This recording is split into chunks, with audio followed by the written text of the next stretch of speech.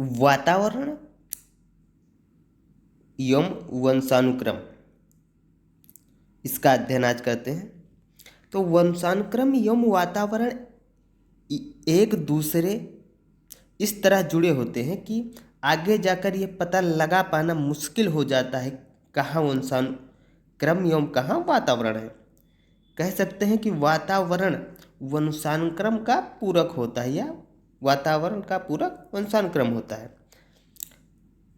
अर्थात ये संबंध बीज और मानसून की तरह होते हैं।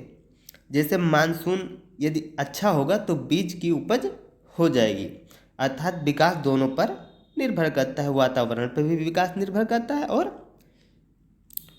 वंशानुक्रम पर भी विकास निर्भर करता है। पहले वंशानुक्रम को देख लेते हैं। माता और पिता या पूर्वजों से जो भी जन्म से जो गुण मिलते हैं वो वंशानुक्रम कहे जाते हैं। जो भी बालक को माता पिता या उसके दादा दादी परदादा परदादी से जो भी गुण उसके अंदर पाए जाते हैं ये सब वंशानुक्रम के अनुसार पाए जाते हैं। अब इसमें कुछ बिंदु देख लेते हैं। जैसे जो बालक का जो लिंग निर्धारण होता है कि वो बालक होगा या बालिका होगी, इसका जो निर्धारण होता है ये पिता के गुणसूत्र से ही निर्धारण होता है। एक्स क्रोमोसोम से लड़की एवं XY क्रोमोसोम से लड़का शिशु पैदा होता है। पिता के पास सिर्फ 23वें जोड़े जो XY गुणसूत्र, जबकि माता के सभी 23 जोड़ों में से XX गुणसूत्र पाए जाते हैं। पिता के 23वें गुणसूत्र के जोड़े को वंशानुक्रम लिंग गुणसूत्र कहा जाता है। माता के पास XX 23 जोड़े होते हैं।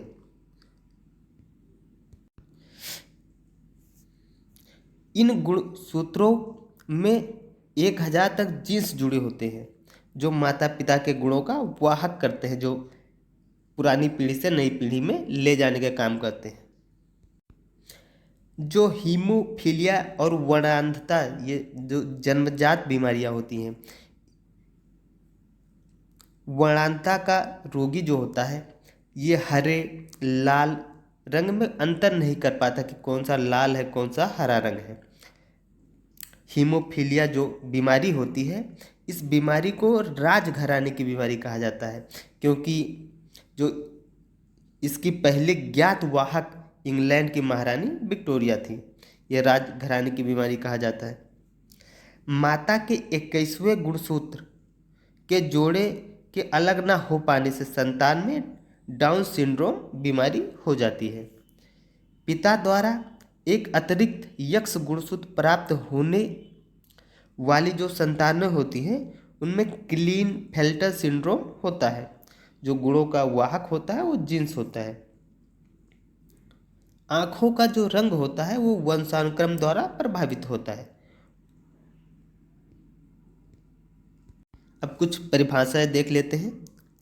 रूथ क्या कहते हैं? जो माता और पिता से जो संतान को प्राप्त होने वाले गुणों का हस्तांतरण जो होता है वंशानुक्रम है।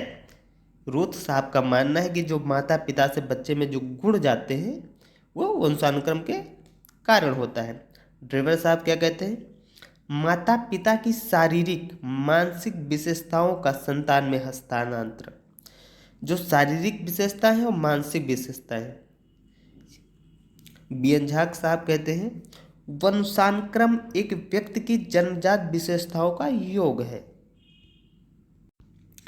उडवत साहब कहते हैं वंशानुक्रम वह सभी तत्व शामिल हैं जो बालक में जन्म के समय उपस्थित थे, लेकिन जिसकी उत्पत्ति जन्म के समय न होकर 9 महीने पहले गर्भाधान के समय हुई थी।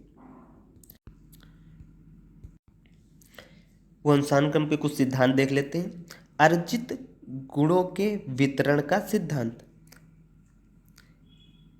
विकासवाद के जनक लैमार्क ने जिराफ का अध्ययन किया और अध्ययन करके बताया कि जिराफ कि जीन्स द्वारा वातावरण में अर्जित गर्दन उठाने का गुण अगली पीढ़ी तक पहुंचता है। जैव सांख्यिकी का नियम। सुजनन शास्त्र के जनक फ्रांसिस गाल्टन ने यह नियम दिया।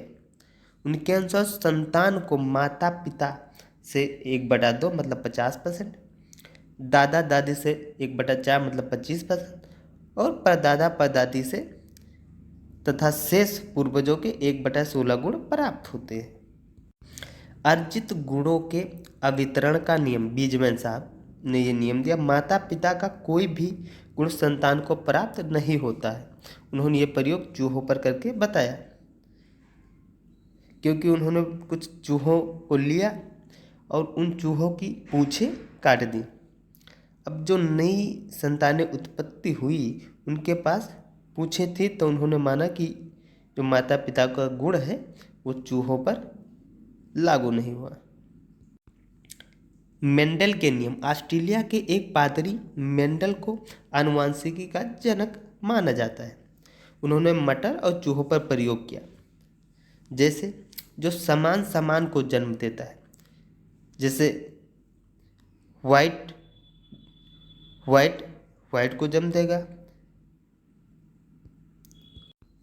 यदि असमान को जन्म देता है, जैसे W और B को मिलाएंगे तो B बन जाएगा।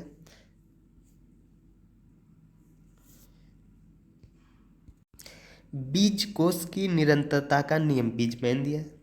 पीढ़ी दर पीढ़ी संतानें बदलती रहती, लेकिन मूल बीजाणु एक ही रहता है। यह सिद्धांत वैज्ञानिक रूप से गलत है। कुछ अन्य नियम देख लेते हैं, जैसे सहयोग का नियम।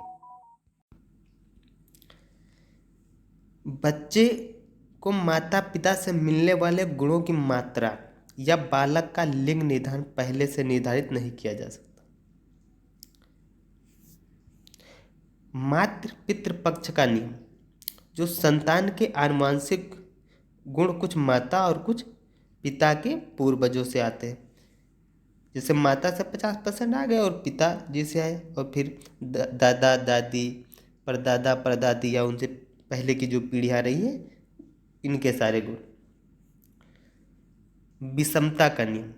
बालक में कुछ ऐसे भी आनुवंशिक गुण होते हैं जो ना तो माता के होते हैं और ना तो पिता के होते हैं, पूर्वजों और ना ही कोई पूर्वजों से आते हैं। ये बालक को दुनिया में किसी भी दूसरे व्यक्ति से अलग कहते हैं।